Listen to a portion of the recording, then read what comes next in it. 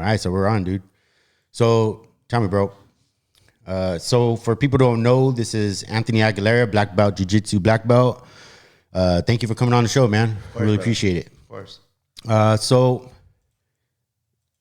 tell me, you got a fight coming up with his name is Ian, or is it Ivan or Ian? Ian Daube? Yeah, Daube or something like that. Do you know this guy from the like, have you seen him around? Have you wrote Never this guy seen before? him. I think I'm not too sure. I think he's a purple belt, but really good wrestler. You a purple belt? Yeah, I think so. You know, I was looking at his page, and I thought he was a black belt, but I mean, he's fighting ADCC and stuff like that. So okay, probably somewhere around that. You know, I don't know. But you've never gone up against this guy before? Never seen him a day in my life. Okay, never seen him.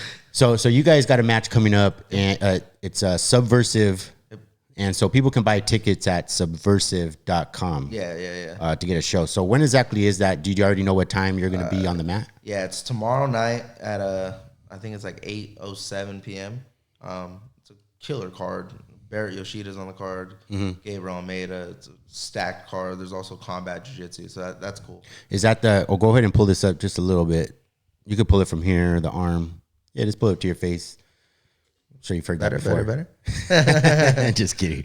All right, so you said there's combat jiu-jitsu. Yeah. How do you feel about combat jiu-jitsu? I think it's stupid. I think it's stupid too, and I've heard people say it's stupid because you know they you know there's obviously there's jiu-jitsu involved, but then all of a sudden, just randomly, you see a slap. Bam. Yep. It's like, makes no sense. It's like some Sean Connery. Yeah. Just a little slap. Yep. And I'm just like, what the heck? That guy just got knocked the heck out from a slap. Yep. And I you know. I don't agree with it. But, you know, I think it takes away from jiu-jitsu. But I can understand why it's entertaining to some people. It's better than power slap. Because we're a violent culture, bro. Yeah. We think, you know, very violent. It's better than power slap. At least you get to defend yourself somewhat, right, you know. Right.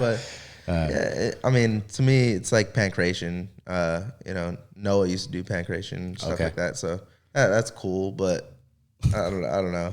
I don't like it. You brought up power slap. I don't want to get off topic, but that's the thing where people they take turns smacking each other. Yeah, that's that Dana White thing. Dude, that is crazy. Is that Dana White? Yeah. I didn't know that. Yeah. I think it would be him to come up with that, but I don't know. That seems like a little beyond him. I think it was around before, but he took a liking to it and made it what it is, and that's why there's video games out and stuff like that. So it's stupid. Oh wow, they got video games too. Huh? Yeah. Teach the kids how to slap each other at school, dude. So tell me, man. Now I've seen you fight. I've seen your matches before, and I've seen you kind of have two different ways of going about the whole thing. I've seen you go up against some tough guys, but you're very nonchalant about the whole thing. Yeah. It almost no disrespect. It almost seems like your head's just not there, or like you've done this a million times. I'm just like whatever with this guy. I just don't care. Right. And not in a disrespectful way to anybody else, but it's just like I've been here.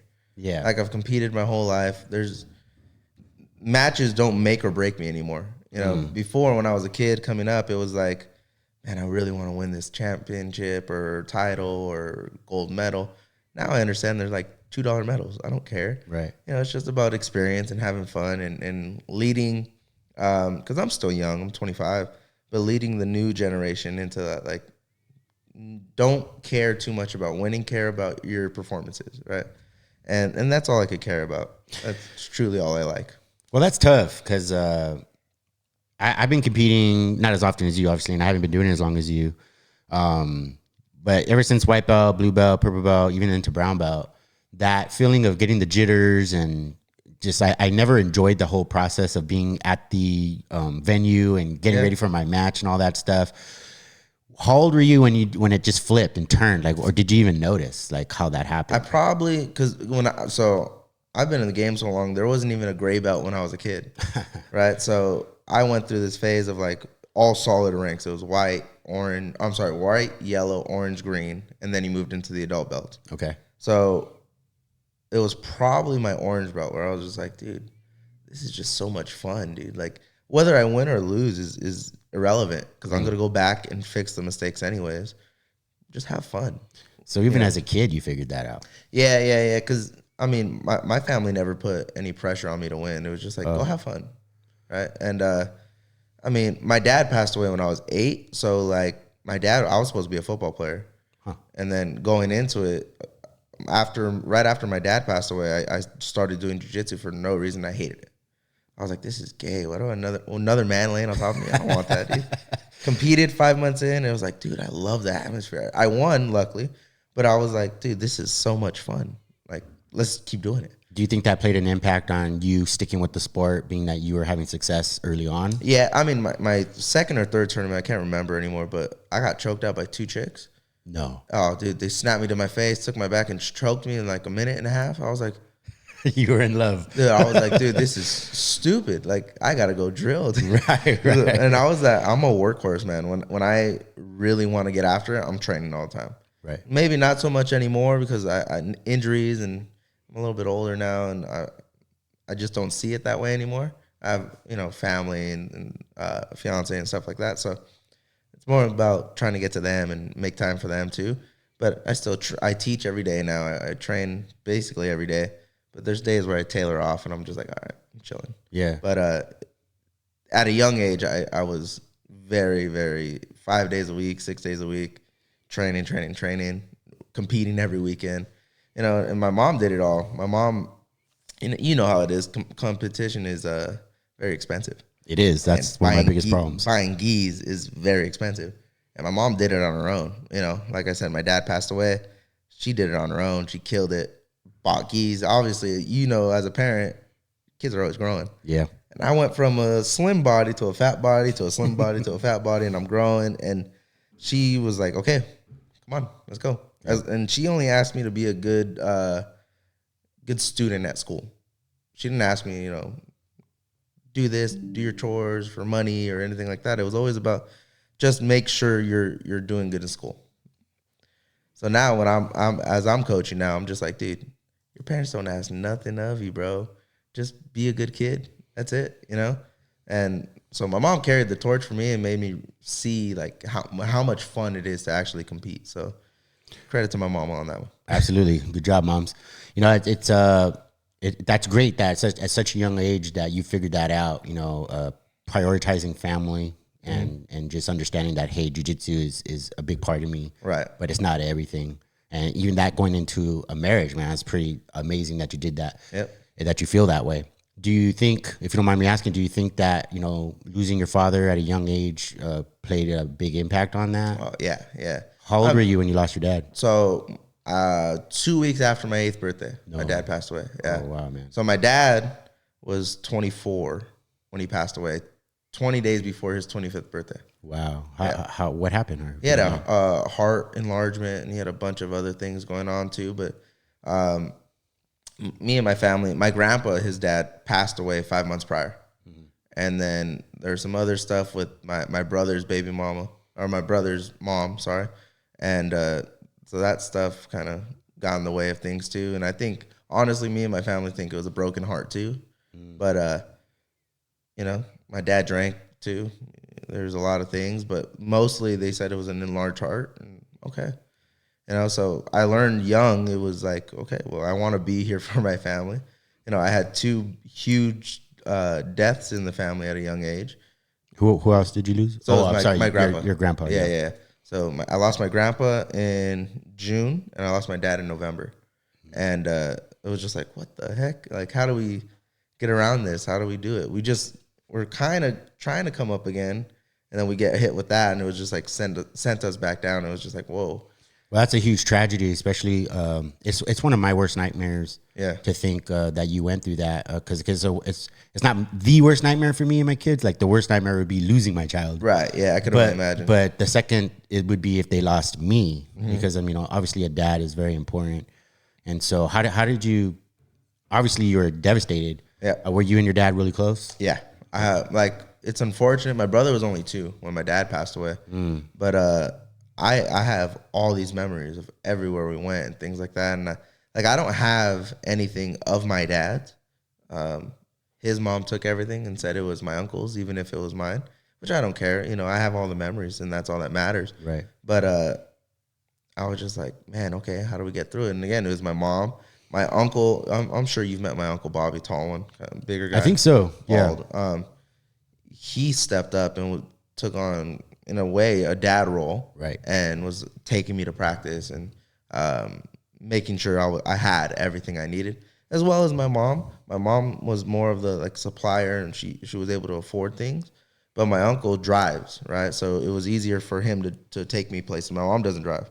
My mom's biggest fear is driving. Is that right? Yeah, so it's a little, that was the hardest part, is getting transportation. But I had that. I had my Nana. My Nana's everything to me too. She takes care of us. She, even when my grandpa was here, she provided everything. My grandpa made all the money and she made all the decisions. Right. That's usually the way it goes, bro. Yeah, yeah. And she's tough as nails, man. And it's just like, well, okay. And like, I'd rather be here for you guys than myself, you know. Absolutely. So, and the other thing too was it made me mature for my brother, because my brother didn't have anything. Right. So I was always like, I need to be here for my brother. I need to be wise. I need to be smart, and he needs to see me go through certain things, hardship, things like that, to see like, oh, this is possible, you know. And my brother's really, really smart now. He knows what he wants to do. He's making money. You know, my brother was. He's about 19. My brother's just turned 20. In February. He just turned 20. Okay. Yeah. So my brother was like almost 300 pounds. Couple like last year, almost 300 pounds. What was going on with that? Was he always that heavy, or? We're just thick guys. Yeah. Me, my dad, my brother, we're all just thick guys. But he went on this health journey, and he was just like, I'm meal prepping now. I'm going to go lift weights. Oh. My brother went from like almost 300 pounds. He's 227 right now. No way. I'm like, what the heck? Now I'm bigger than you again. All right. Yeah. It motivates me. You know? Dude, so absolutely. We keep each other motivated, and he's like, honestly, now I have a fiance, and that's a big reason why. It's one of my biggest reasons. But before I met her, it was my brother. Everything was surrounded around my brother. I wanted him to see I can do, right? I wanted to provide. I wanted to do like a father role. But I also knew I was never going to fill those shoes, right? So, I mean, I was young too, right? So I didn't know anything. I would ask my mom. I would ask my nana. I would ask my uncle. Okay, what can we do? Let's do it. So my brother can't go to tournaments. What's going on with that? It's bad luck. For you? He's bad luck. I lose every time. I lose every time, dude. I swear to God. It's been since I was a kid. Does he wrestle? Nah, he tried it. I made him try it 3 times, and he was just like, I don't like it. Really? I don't like the close contact. I was like, okay, what about striking? Maybe. That's always a tragedy for, when I hear that people they don't like it. Yeah. Because I know that there's people it took them a while to like it. Like my wife, for example, hated gi. Yeah. But I would make her do it, remember? Yep. And I would just make her do it.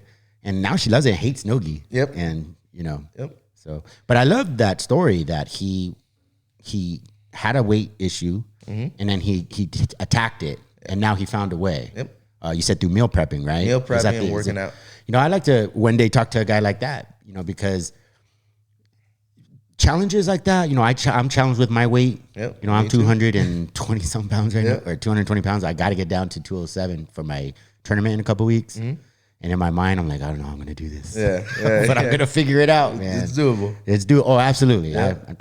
It's crazy because I could drop 20 pounds in the weekend, but the downside is I could put it right back on in the same amount of time. Yep. So I had to weigh in this morning for the super fight. Oh, you did it already? Yeah. Okay. And I weighed in at 245. Wow. I was all right, easy, right? Wow. The other day, Wednesday, I was like 250 in the morning. I trained really hard. By the end of the night, I was 246. Oh, a pound, no problem. I had some dinner. I woke up in the morning, I was 252. I was like, what the heck?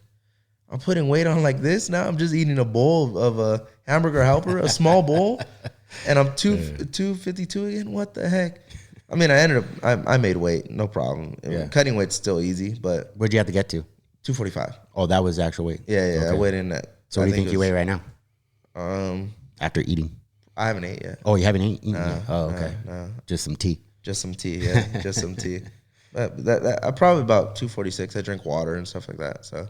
Okay. 246, 247 right now. Okay. Now, I remember you I've known you for a while, and I remember when you came to our gym, you were already a blue belt, I think. I was a purple one. Oh, were you a purple? Yeah. Okay. Yeah. Maybe I was the blue belt. I think you were a blue belt, yeah. Okay. And I remember the first time we rode, I still remember we were at the old gym. Yep. And we were right by the punching bags. And I remember I got cocky in my head thinking, hey, I might actually beat this guy. and then it was like, just like when you felt like it, you turned it up. I remember I was trying to get you in an omoplata. I don't know why I remember this, but I was trying to get you in an omoplata, and it kind of just seemed like, all right, I'm done having fun here with this guy. Yeah. And I was a cocky blue belt and white belt, but strong. You're so strong. I mean, you know.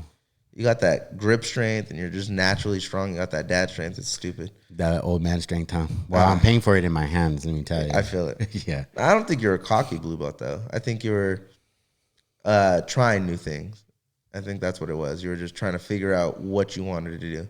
I do try to try new things, not get stuck just smash guard and all that kind of stuff. Yeah. Now, tell me, you got your black belt when exactly? I was there when you got it, but I don't remember exactly. So I got it. I think it was June or July 10th. I think it was one of those two. Like 23?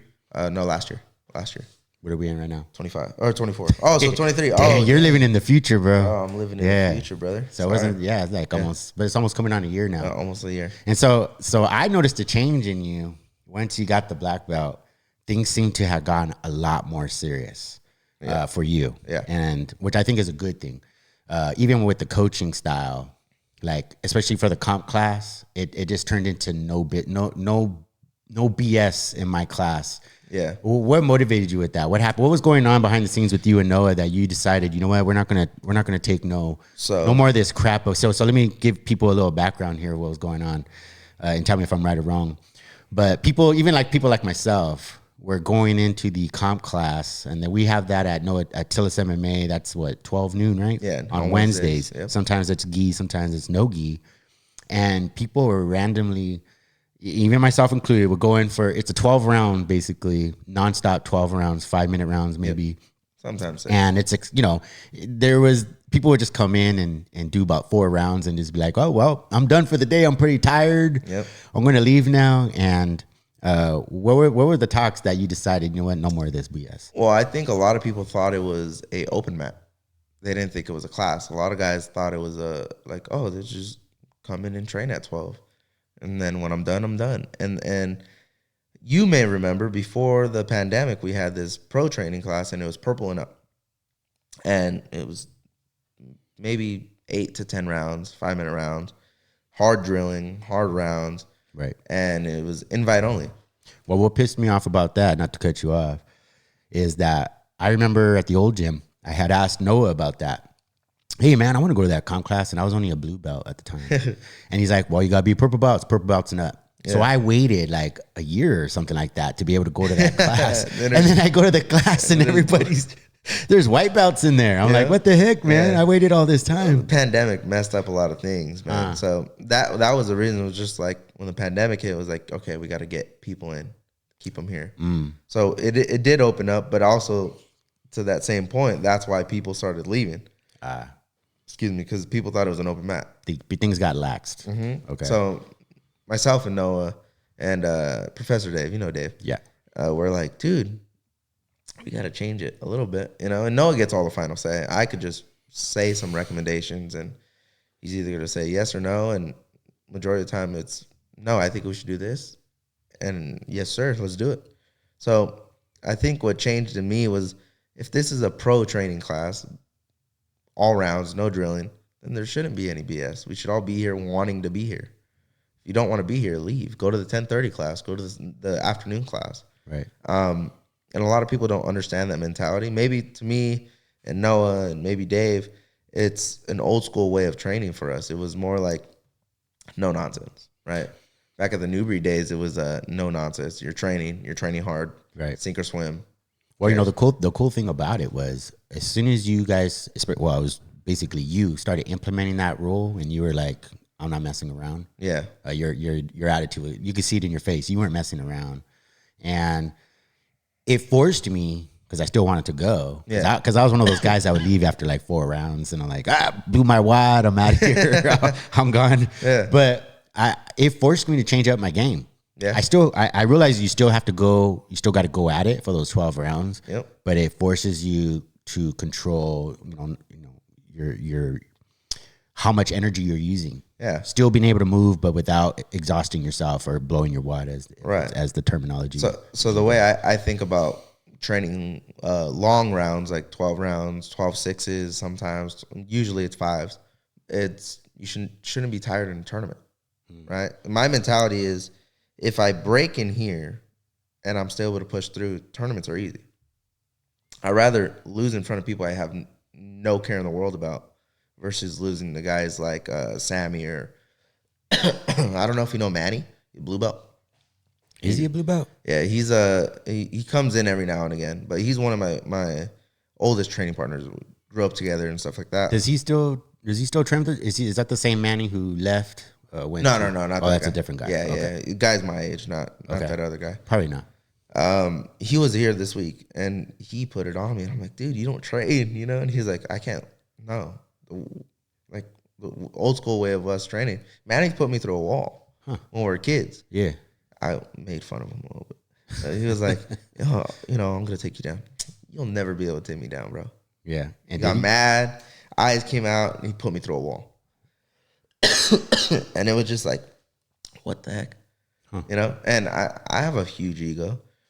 I think all of us do. You know, all of us guys I definitely have a huge ego. I've never met anybody with bigger ego than me until I met Manny, dude. You know, Manny, it doesn't matter how long he doesn't train for. He comes in with this killer be killer attitude, and usually he's killing me. I totally get that. You know, one of the things that really, it doesn't annoy me, but I giggle in my head when I'm about to roll with somebody at the gym, and they're like, hey, you know, I haven't been back for a while. It's been like 3-4 months or whatever. And in my mind, I'm laughing because I'm like, dude, I could be gone for a year, and it's like riding a bike. Yep. I'm going to kick your ass, dude. Yep. You know, you think I've been gone for 3 months and you think I'm rusty? Nah, I'm not rusty, bro. I'm coming right back with it. Well, that's how it was for me when I transferred over to Noah's.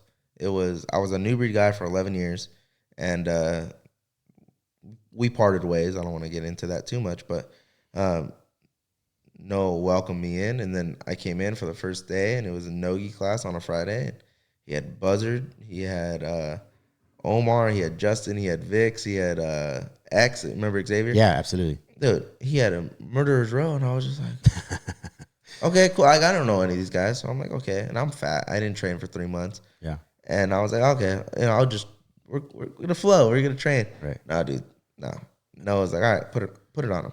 And I was like, I'm tired already, dude. Right. Like 2 rounds in, I was exhausted, and I was like, all right, give me a week. Give me a week. And then I'm not gonna say I was beating them, but I was, you know, able to hang with them. And I was like, guys like X, man, that's tough. That's a tough workout right there. It's a hard ask, bro. Yeah. He came and trained on Saturday, and I was is that right? Oh, all right. Yeah. We went 2 or 3 rounds. Oh, wow. And I was just like, bro, yeah, I'm tired. Like, we do 10 rounds, and that's cool. 3 rounds with X is really tough. Yeah, that's real tough, man. Me and him used to battle it out as blue and purple. Mm-hmm. Actually, more as blue. And then as soon as he turned purple, man, whew. Yeah. I mean, his skill level just took off, man. Because we would go back and forth with submitting each other as blue belts. Mm-hmm. And then purple belt, man, whew. That guy seriously took off. I mean, and now I can't imagine as a brown. Is he black yet? Maybe I don't know. But as a brown man, the guy's amazing. Yeah, you know who gave me the hardest time was Justin. Which one? The wrestler.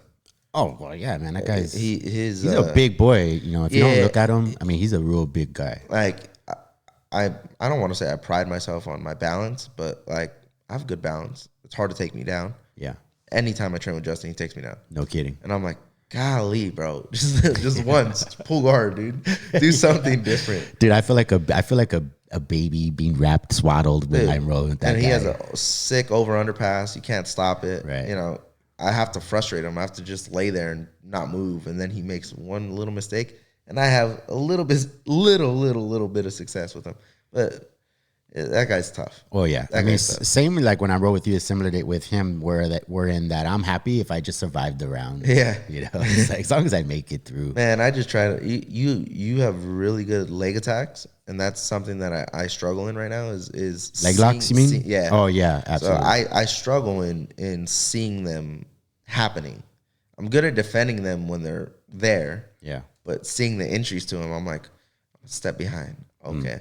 But you have the habit of just diving on them, and I love it. Well, I like going inverted, you know. Yeah. I've won quite a few tournaments that way where where I just go inverted and I just grab that leg and I just work myself up where they're forced to fall. And I just fall right into a leg. And it helps that you're really strong too. Yeah. Oh, yeah, that does, man. Right. But yeah, that like, it's not for everybody. I don't like leg locks. I won't do them necessarily, but I understand that I need to learn how to defend them. Right. Well, Noah doesn't like them too much. Because of injuries. Yeah, you know, he used to always tell me, because especially when I leg lock a white belt or a blue belt, and he gets so upset with me. My philosophy has always been, man, you got to see it. I mean, there's two sides. There's a top and a bottom to our body, but I did realize is because I got leg locked. It could have been firefighter Rich or somebody. He's definitely snapped my ankle before, where it clicked in my head. Oh, I see. Because even if I just tap and get submitted, I am kind of limping around all day. Yeah. But I just get used to that kind of thing. Like it doesn't bother me, but that doesn't mean it doesn't bother other people. Yeah. So, I mean, for me, I think it's the old school mentality of just like the old school way was like you don't dive on legs, you don't do that stuff. But like wrist locks are okay. You know, it's weird. It's like we're kind of like hypocrites, you know. Yeah. But I think it's more so just for injury's sake because white belts don't know how to move. True. They're like a fish out of water. Yeah. So I feel like there's not a need to do that. Right. However, if they're using it for competition and stuff like that, it's illegal, but they should still try to see it. Well, you know, one thing I realize is that there's white belts and then there's white belts. Yeah. Like we have guys like there's this guy, William at Tillis MMA. He's a wrestling coach now, I think. Oh, yeah. I mean, Willie, yeah. I mean, yeah. that guy, Yeah. I mean, I have to go to leg locks in order to get that guy because his wrestling and he's so strong and he's got technical skill. And it's only a matter of time until that dude's killing. Yep. I mean, little bit where I'm going to be a little baby in his arms, you know, he's young. One was Nate Palmer. Yeah. I don't know if you've seen him. He's always darcing people. He's always catching people in the triangle. So talented. He's so long. Right. You know, he's only maybe 150 pounds, but his length, he's like 6'1", 6'2" easily. Yeah. And he's 150 pounds. And I'm like, dude, what the heck? Noah has done and I'm talking about Noah Tillis here at Tillis MMA. He's done such a great job of, first of all, creating an amazing culture over there at the gym. 100%. He's an amazing dude. But the guys who come out of his gym, man, they get good so fast. Yeah. And you know, I started noticing, I was like, dude, black belts from other gyms are coming to his gym. And they're having a hard time. And they're having a hard time with blue belts. Yeah. Because I don't know. I think Noah has done a great job of sticking to fundamentals. Of course. And, you know, in my teaching, because I teach too, I have to remind myself to do that. Because, you know, with white belts, I'm teaching them leg locks and all this crazy fancy stuff. And I have to remind myself, hey, man, these are newbies. Yeah. You know, you got to stick to guard passes and, you know, things like that. But the culture over there and just the skill level of the people that we're pumping out over there is like far superior than many of the gyms that I've been to go out and do open mats and stuff, where I'm like, holy crap, I'm just beating the crap out of these dudes. Like, and I think there's a bit of a reputation for. So I think something to be said is at Noah's, you're not just a number. At a lot of gyms, they see you as a dollar sign. Right. At Noah's, he cares about you. And he knows your name. Yeah, 100%. And he always is going to ask you, hey, how's work? Or, hey, if he knows what you're doing, he tells you, like, hey, how's that going? Yeah. He gets in a conversation with you. He's there with you. Right. He's not just saying it like, hey, go roll with him. He's actually conversating with you. He's actually caring about you, you know? Right. And I think that's what separates him from a lot of gyms. And I think that's what builds the culture because it's just such a family culture there. Well, that's why I think his business has been so successful. I mean, this guy's like young. Yeah, 32 at the oldest. Yeah. And he's you know, he started off as a brown. He started off with a small gym. He built up. I mean, that doesn't happen by accident. Yep. You know, going from a small gym with like 100 people to a big gym with like he's got to have at least a couple hundred, 200 people. That's just adults, maybe. Yeah, he has a lot of kids. He's got a lot of kids, man. Dude. And I mean, it's amazing what we have there now, and something like that doesn't happen by accident. And you know, but all that being said, how do you like coaching? I love do you it. enjoy it? You know, it's two things. I love it because it's so much fun, and I get anxious doing it. And Why do you get anxious? Oh, because they're listening to you, right? And if you say something and they do it wrong, they could interpret it as my coach doesn't know what they're doing. Oh yeah, I get right? that. Yeah. So it's that on top of I just get nervous. I get more nervous. I want to go fight for them because I'm like, dude, I could handle the pressure. Right. I have competed, I don't know how many hundreds of times. Let me go do it, right? I want to take away that, you know, I don't want anybody to get hurt. So you kind of feel like Big Papa. Yeah, 100%. You know, and then I see, you know, I've walked out with Noah a couple times for his super fights, and that gets me going. It's like, well, first of all, holy crap, I'm walking out my coach. I'm able to. I don't want to say coach my coach. Never. Yeah, right. But I'm in his corner, and he trusts me with, hey, you're keeping time. You're telling me a little bit of What's insight. going on. Yeah, and that means a lot too. So it adds a lot of pressure, you know. Absolutely. But it's definitely a lot of fun. That's the most important thing is it's fun. I love it too, and I feel what you're saying about, you know, because sometimes they ask me questions, and I'm like, I literally just have to say to them, all right, well, let's take a look. Yeah. You know, get in my position because I trust my jiu-jitsu enough, even though I can't off the cuff like Noah can. Yeah. Noah's really good at answering questions. But I'll just be like, well, let's take a look. Let's get in the position, and then I figure it out right there on the spot for them. And it's like a shaky, you know. Yeah. So one of my old professors, Johnny Ramirez, used to say, "Fake it till you make it." Come up with something, you know, and then if you don't know the position, figure it out. Right. Well, that's the key. You go drill it, right? And I used to have so many questions for Johnny, and he would like at tournaments just drop to his butt and do it, and then he'd be like, "Oh, I would do this. I would, maybe you do this. Maybe you do this. Okay, let's play with it more."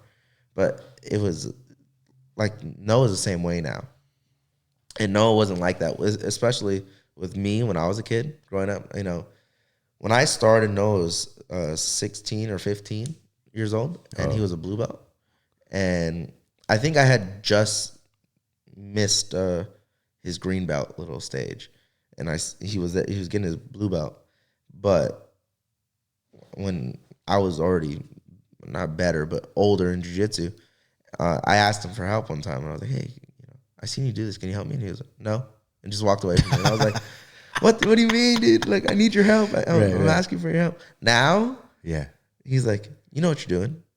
And I'm like, yeah, you're right, but come help me. And then he, like the last tournament I did, I got knee barred.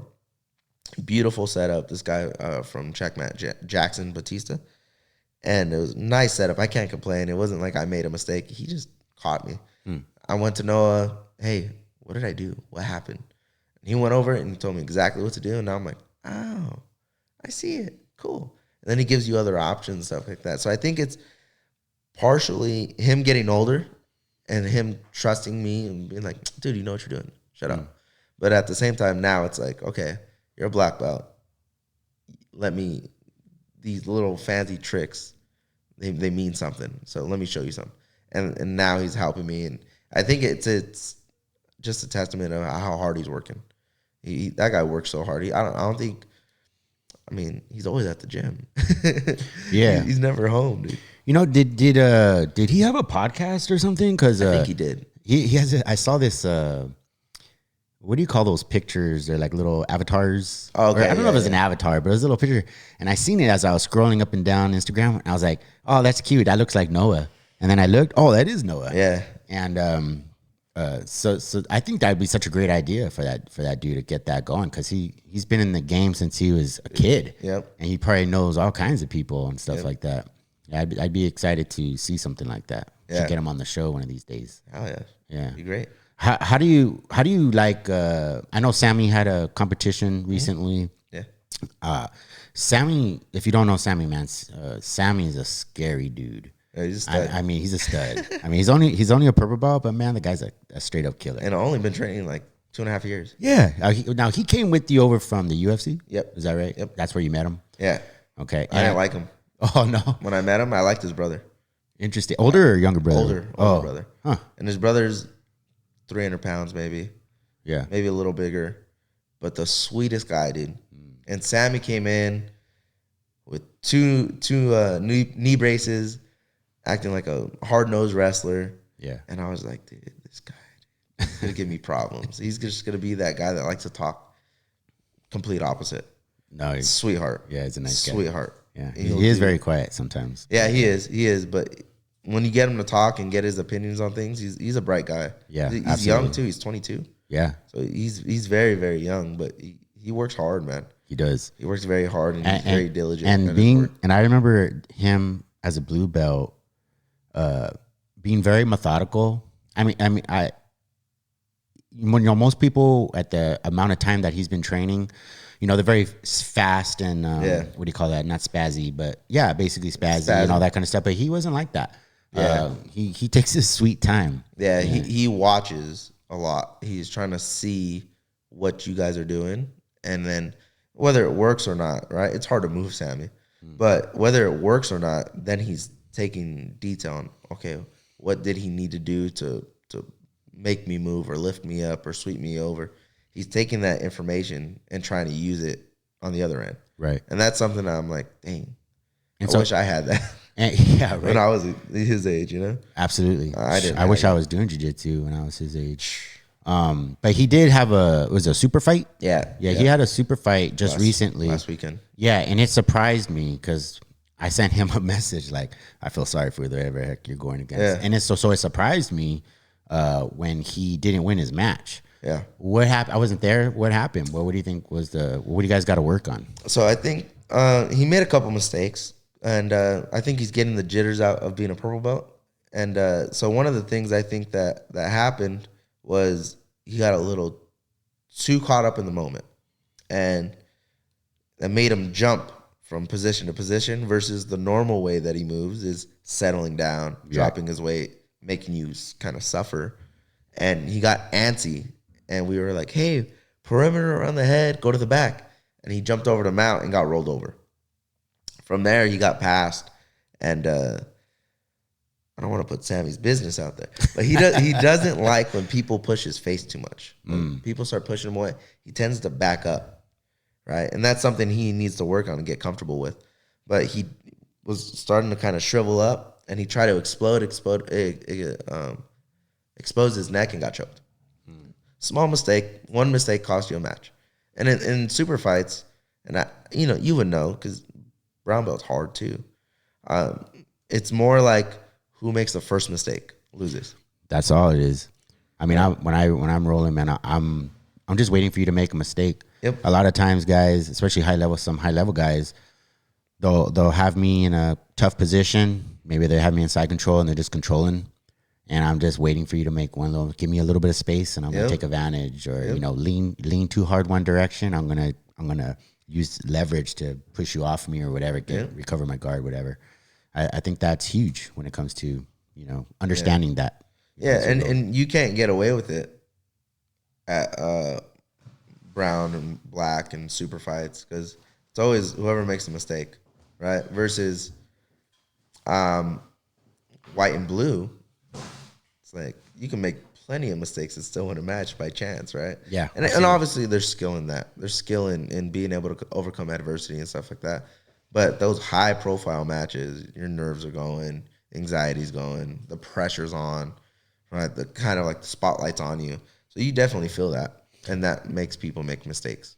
Out of curiosity, we're talking super fights and stuff. How does someone actually get into that? I always wanted to do that, and I just never apply. You just apply with Subversiv or whatever. Yeah. So you just they have things where you apply online. What do you think they're looking for, like as far as your just anything? People that if you're willing to get at it. If you're willing to sign the waiver. Yeah, that's it. It's not super difficult. Like I think I get more super fights because of Noah. Yeah.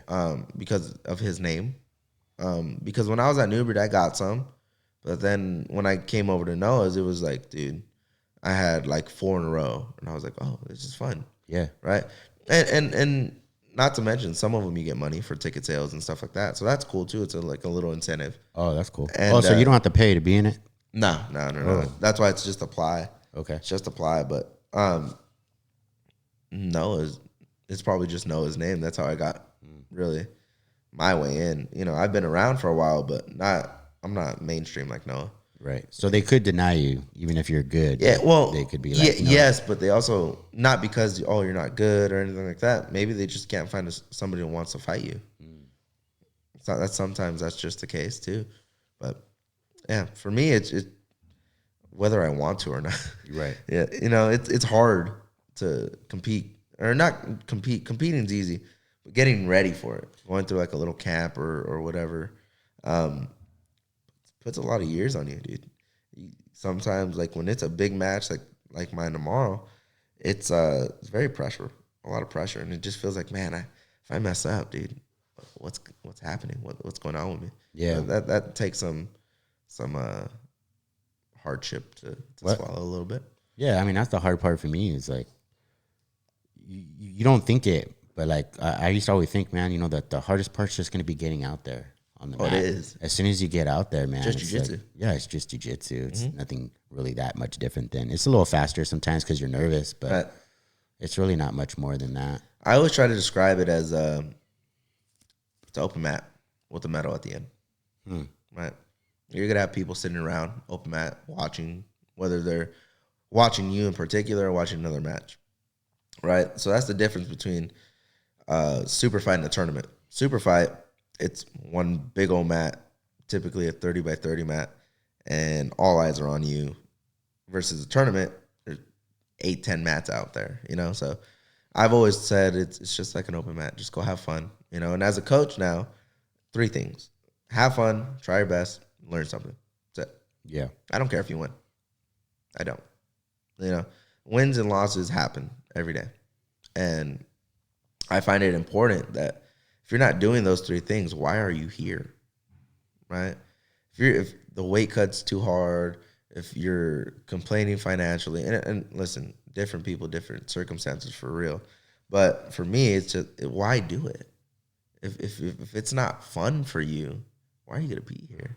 If you hate competing, don't do it, right? Like, there's no problem in you not competing. Just go have fun. Yeah. Just go learn. I learn every day as a coach, as a student, as a training partner. You learn a lot of things. So for me, it's just, how can I learn? Well, that's a great perspective. And, even with the having fun while you're doing jiu-jitsu, I mean, that's critical. Yeah. If you're not having fun, then don't do it. Why do it? Yep. Also, I always like to tell my students that even as white belts, you're not necessarily, you may disagree with me on this, but I tell them, you got to go through the steps. And the best way to go through the steps so that you're not skipping the steps is to tell your partner, hey, I'm going to act as if I'm teaching you. I'm not really teaching because some people get butthurt when you're like, who are you to teach me, right? But I'm going to walk myself through the steps and just do it like you're teaching. And, I'm going to put my foot here, then I'm going to do that. That's what I used to do as a white and blue belt. Yeah. Which I was just tell my partner, hey, I'm going to walk myself through it. I'm not trying to teach you or nothing like that. I'm just teaching myself, really. And I would always, just to break that whole thing about them feeling weird about it. And then I would just get through each step because I've always felt that partners, like my partners, would just like transition from step to step with missing steps. Yeah. And I think like when you got to slow it down and you don't know the steps, you're gonna go fast or speed it up because you don't know what the steps are, and it's gonna look sloppy. Yep. And so, as a coach, I always try to remind students that don't skip the steps. Yeah, I got thrown into coaching at a young age. Well, dude, you're only 25 and you're already coaching. Yeah, but I started coaching at 12. Jeez. Yeah, my some of my original coaches, Paul Barbosa and Jay Santoyo, aka Ugly, they threw me in coaching the kids. They would be like, all right, you're helping today. And I still got to roll and stuff like that. And I still got my drilling time. But then they would make me teach a technique. They're, hey, we're going over this. Teach it. And they would sit and watch me. Right. And then they would critique me. And I was like, oh. So I got a good perspective of it as at a young age. And to me, that was like, okay, either one, I'm going to be very bad at this. Right. And I'm just going to be terrible and I'm not going to want to coach. Or 2, and I see it from this perspective now, you can be both. You can be a good competitor and a good coach. And I'm a terrible training partner. I admit that.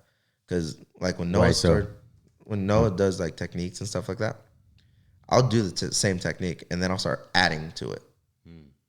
I'll be like, hey, put your knee inside. Okay, now I'm going to do this. Or if I start doing this, how would you defend? And then I pass it a different way, right? It doesn't make me a bad training partner, but it takes away from, I don't want to be disrespectful to Noah, right? Or anybody who was teaching, but that's how it was when I was a kid. It was, hey, add this little flair on or add this little defense, and then you're going to build it again. Oh, okay, now I understand it. Now I can see it. Now you have plan A, plan B, plan C, all the way to Z, whatever, but you could always go back, right? If I go to plan A to plan J, I could go to plan B, right? And you could always just change it up, and that was cool. That was a cool perspective that they kind of gave me from that. Right. And so now as a coach, I'm like, try things. Just try it, right? And that's one of the things that, to bring up Sammy again, that's what I'm trying to get him to do. Just don't ask my opinion of everything. I don't care. And I don't mean that I don't care about him. I mean it. I don't care if you lose. I don't care if you're getting submitted. I don't care if you're losing rounds in here. Go try things. Open yourself up to it, because when you're going to get out there and you're going to be put in a different spot, plan A doesn't work all the time, bud. Right. Go try X, Y, and Z. And then maybe it doesn't work. You go back to A and maybe it works now. But it's a different perspectives. And then you go back to your plans. It changes your game a little bit. And they gave me that. My old coaches gave me that at a young age, and it was like, man, put this in your game. Critique yourself this way. Make yourself this way. And I got my butt kicked a lot when I was a kid by them. You know, they made me like leader of the team or whatever. So I carried that torch, and they put it on me, and it was just like, dude, anytime they mess up, you get a beating. They're kids. We're going to mess up. But they put it on me, man, and it made me a lot better. So it's not a bad thing either to have a kid take that role. It is hard to teach a technique, you know, because the kids aren't going to have the same respect for you as they do, you know, Noah or whatever. Right, it's tough. But it's still really cool to have that perspective of like, oh, how can I break this down? Absolutely. Right? And I don't know how you coach. I've never seen you coach before. I've heard you talk. You're a good talker, but to coach, right? It's you know it's different. It's hard. Well, you know, Noah, when we're at the old gym, I used to help him out with the kids, and yeah, I remember. It was funny because he would give me all the kids who didn't listen, because he has so many kids and he's the only guy on the mat. Yep. And so I offered myself, and I was really grateful that he let me do that. But he'd be like, all right, you're gonna take that kid, that kid, that kid. It was all the ones who didn't listen. Yeah. So every time I was coaching, I was like, my hair, if I had hair, it'd be going like this. You know, I was basically like a wrangler. You know, I was wrangling a bunch of kids, and one time I tried to show this technique going from pin to pin, and why we're going to pin to pin. And I'm like having this long conversation with these kids, and then after class, he's like, hey man, that was like a really cool concept that you were trying to do and everything, but like they're 5. And he's like, you know, he's like, you know, maybe you're not even dumbing it down, but you know, you're gonna make it. They're just kids, and they can't grasp all that. So then I switched it up to just, you know, showing like a bump sweep. You know, Right. Just keep it real simple. Yeah. And that made it all the easier, because you know, they just weren't grasping. They were like deer in headlights when I was trying to show them all that, you know.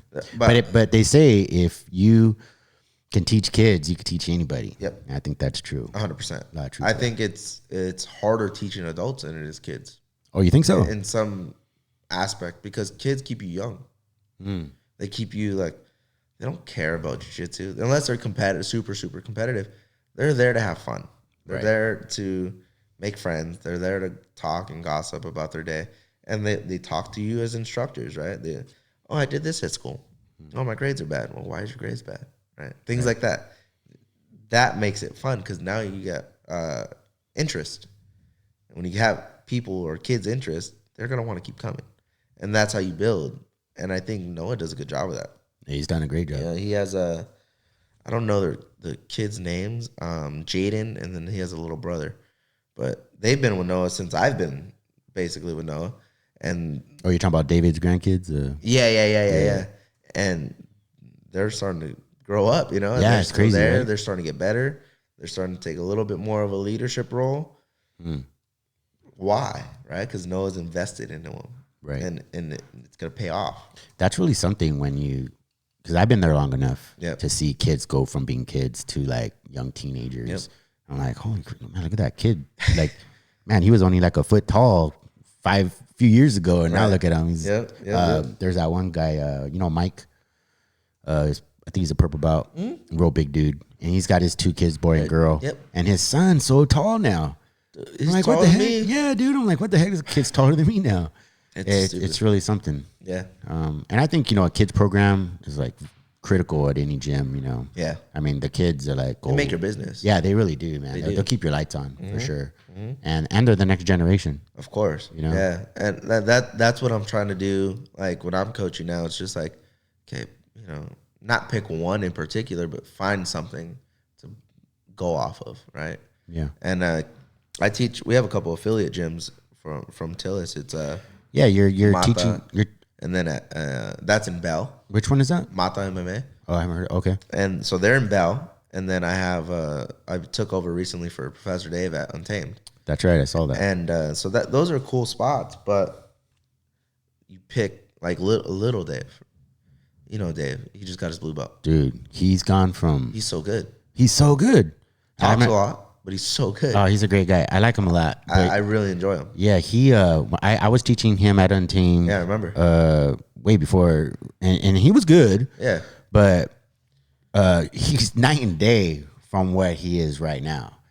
I'm really impressed with that guy. And his confidence is really through good the too. roof. You know who else's confidence went through the roof? Who's that? Ron. You know what I'm talking about? Yeah. My Ron? Dude. Yeah, you're Ron. Dude. Bert and Ernie? Yeah, the tall guy. I remember when he first started coming to the gym, or at least when I first started seeing him, he had this like demeanor, he's still a humble guy, but I mean, he was very humble, and like, you know, he'd walk around like, and now the guy walks around like this, like, yep. That's right.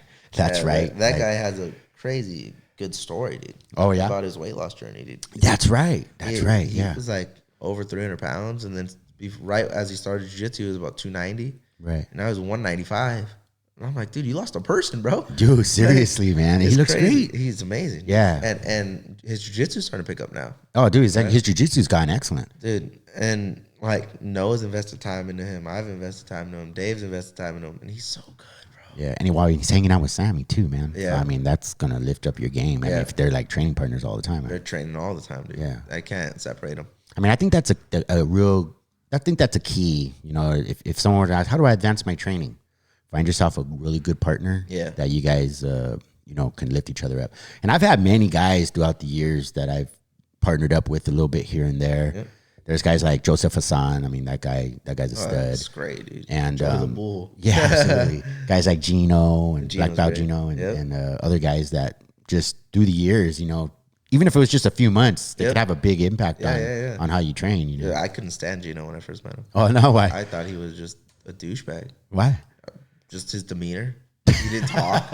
He would train hard, and he just didn't talk. And I was just like, I don't like him. How do you feel about him now? Oh, I love the guy. Yeah, I love Gino. He's one of my best friends, dude. Oh, no kidding. Oh, that's great, man. I mean, we talk to Gino. Me and Gino talk like every day, whether it's Lakers, jiu-jitsu, MMA, whatever it is. Is that right, man? That's great, dude. He's one of my very good friends too. You know, I have friends, you know, like friends, but then I got friends. Exactly. And like to me, those friends, those are the ones like you do stuff together outside the gym. Yep. You know, have dinner with family, go to kids' birthday parties, all that kind of stuff. Gino's one of those guys. Believe it or not, because you're right, he is a quiet dude. But he reached out to me one day when I was a white belt, and he must have been like a blue belt or purple maybe. And he's like, "Hey man, you want to go running?" He just hit me up via text message, and I was like, "Yeah." I was like, "Yeah, man, I'm down." Can run. Yeah, all the time. That guy lifts stupid amount. Stupid weight. Yeah, dude. Guy just lifting and running all the time, what man. the heck, dude? I seen him deadlift. You know, I was like, dude, stop it. Right. You put fake weights on. I think he's got so much going on in his life. You know, his family and his career. It's just like on his free time, he's running. And I like it when he invites me to go run because I run a lot too. But I noticed that I don't run I'm doing like 12-minute miles when I run by myself. But when I run with him, we're doing like 9-minute miles. Yeah. You know, I know that's still probably not fast in the grand scheme of things, but it gets it done. It gets it done. You're going faster. Yeah. And he makes me run further than I normally would, you know. And that's the key. He's a dog, bro. Yeah. He's so tough. He's another one of those guys that are just made me tough. I had a super fight. You were there for that one in Commerce. I fought this guy Rick, and his game was like lasso and deep half, both of which Gino are pretty good at. Yeah. Gino more so deep half than lasso, but I got into this guy's deep half, and I was like, "Oh, you in trouble, boy!" I trained with Gino, bro. That guy puts me through. Gino was at that match too, and it was so much fun. I ended up taking the guy's back and choking him, and dude, it's so funny because from Sammy's video, Sammy was with Noah in the corner. From Sammy's video, I see you jumping around in the background with your hands up. Shut up. I was like, what the heck? And then I see Gino stand up and he's, I was like, what the? I didn't know these guys show that much motion, dude. I don't know what it is, man. When I see the guys, like our guys, my guys, you or Johnny Esparza or Aaron or any of the guys competing, like in those big fights, like I feel like a sense of pride, Oh, like, yeah. Hey, man, I know that dude right there. And like, I do. I get, I wouldn't say overly excited, but I mean, I get really excited to see you guys up there, because you guys are doing something that I want to do, but don't. I mean, it's possible. Oh, I know. You get out there. We're going to get you out I know. I want to get out there. Yeah, That's why I asked you earlier. I was like, hey, how do you get up there? Like, I didn't realize you just apply or whatever, but I'm not cocky, but I'm a little cocky. You have to be, though. I have to right? be. Yeah. Everybody has to have that. Otherwise, who wants to see you? Yeah. You know what I mean? Like, I don't want to see me. I don't want to see me out there if I'm going out there all timid, Right. Yeah. And like, go back to Ron. Yeah. So timid.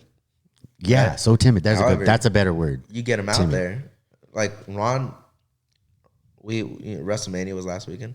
I'm a big wrestling guy. And I was like, I invited a couple guys over. I was like, oh, come over. Yeah. Just hang out, got pizza, whatever. Dude, Ron's been in my house so much. He just walks to the fridge, opens the door, grabs soda, whatever. Goes to my room, gets a water from my fridge, whatever. He's been in my house, and he's one of my best friends now. And it's crazy to me. I only met him because of Sammy. Because when Ron started training, that's when I had just got hurt. So I didn't know him. I wasn't around the gym. I came back in late December, met him in January, and we just hit it off. And we're just like so tight. He'll drive with me. We'll go out together, And him, Jose with socks. You see him all the time in socks, white belt. Oh, yeah. Guys, Yeah. military. Right. Him, Sammy, his cousin Franco. Like, I have my core group of guys that I felt like a lot of those guys followed me over from UFC. Yeah. And then it's Ron. Like, I didn't have no relationship to Ron, and then me and him are probably tighter than the rest of them. Like, I've traveled with Sammy to Texas and Vegas and stuff like that. Right.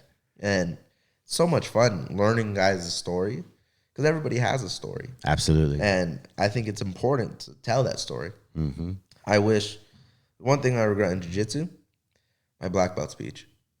Yeah. I hated it. You didn't give much thought to that? You didn't realize you were going to be a black belt one day? I knew that, but I never, and I didn't think it was happening then. I didn't know. I was like, okay. It's hard to take a moment of time. Dude, so maybe I should have read the clues or something, because my mom was like, what if? Right? And Noah had already told my mom. And she was like, what if you get it? And I was like, yeah, ha, ha, ha. Yeah. And my fiance was like, no, but what are you going to say if you get it? And I was like, I'm not getting it. Who cares, dude? Then day of, my brother's there. My brother never shows up to things, To the promotion? Yeah, whatever. He doesn't care for it. Right. He'll see me at home or something and come, hey, good job, congrats, whatever. He was there. My family's there. One of my good friends, Clarence Cheney, was there. He's a purple belt from New Breed. He was out there. Owano came in. In my head, now thinking about it, I should have realized something. Yeah. I was just like, man, this is a good turnout, dude. Yeah.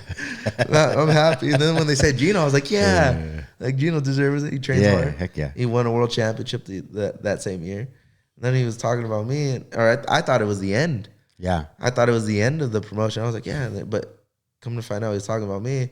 I walked up there. My mom has a video. And when he says, oh, come on, Anthony, whatever, I go up there and I have tears in my eyes. I'm touching the top of my head. And Owano goes, Professor Owano goes, you better stop crying. Stop being a little bitch, right? And I was like, but like, it's crazy, you know, getting your black belt, the years that you've done and things like that. 16 years it took me to get my black belt. Wow. And I don't care about the years. I give me my white belt all over again. Right. I don't care. I'll do it all over again. Does it feel like that? Like starting over? Tell me, what's it like being on the other side? You know, you're the guy. You're with the guys now. It used to be a really small group of dudes. Now we got quite a few black belts on the other end. It's great. Tell me about it. Like so people who, you know, they're starting their journey or they're halfway through their journey. Yeah, I'm almost there. Yeah. Hopefully, I mean, it could be 3 years, 5 years. It could be next month. Yeah.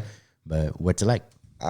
So for me, it's a different perspective of I still got to be me, right? Because if you change, you're not going to be the same person. And people gravitate to you when you're you, right? So I don't like people that try to fit in. And now that I'm a little bit older, I could kind of separate those guys. Yeah. But the other part of it is like, for me, it's just watching. Like if you've seen recently, like Noah gets nervous when people start stacking, right, on the neck and things like that. Yeah. And it's a safety hazard. So he's got a lot to worry about. Of course. And of course, he doesn't want people getting hurt, obviously. Of course. But. So that's why for me now it's like, okay, I got to watch those things. I got to watch reaps. I got to, like, because before it was like, hey, just don't do that. Now you have to be kind of more proactive about it and be like, hey, knock it out. Don't do that, right? And so, and reaping is okay with those certain people, right? Like if you were training with me and you do like a reap on me, I don't care. I promise you it's by accident. But I don't care because I should know how to defend, right? And now, I'm curious. I should probably know this, and I suppose I probably do. But the danger is for the guy who is reaping, or is it for the guy who's getting reaped? Who's getting reaped? Gotcha. Yeah, because the knee doesn't turn in normally. Right. Your knee turns outwards, right? So when your knee turns inwards, there's more probability of you tearing something. Okay. Yeah. And it's not terrible. I think dude, I've been saying this for a while now, and you could quote me and take this wherever you want. 3 years, I think it'll be bluing up. Everything. Nogi. Just everything? I think it'll allow. Heel hooks, all that kind of stuff. Yeah. You think the game's changing, huh? Yeah. And I don't know if it's for the better or for the worse. I don't know yet, but the way the sport's going and what everybody's tailoring towards a ADCC style. So how can you fix that? How can you adjust it? People are going to be like, oh, I'm not going to want to do this tournament. They don't allow this. Well, that's a scary thought, actually. I'll tell you why. It's terrible. Yeah. You know, there was a time I was at an open mat, and there was this white belt there. Mm-hmm. I think it was Nogi, but it was a white belt for sure. And we're rolling. The guy ends up heel hooking me and popped my knee, busting me up. And so, but I had enough experience with busting my knee up and all that kind of stuff that I knew, okay, I got about 4 more matches in me until this knee starts swelling up. Yep. So I was like, I just thrashed the guy for the next couple of rounds. You know, I made him roll with me. But the thing that hit me was as soon as we went to the wall and we're just talking, you know, because afterwards I wasn't mad at him, you know. Yeah. He was like, hey, man, sorry about that toe hold.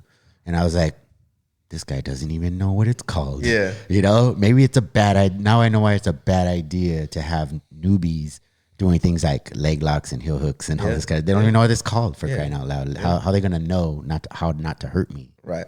So I remember I talked to Noah about that.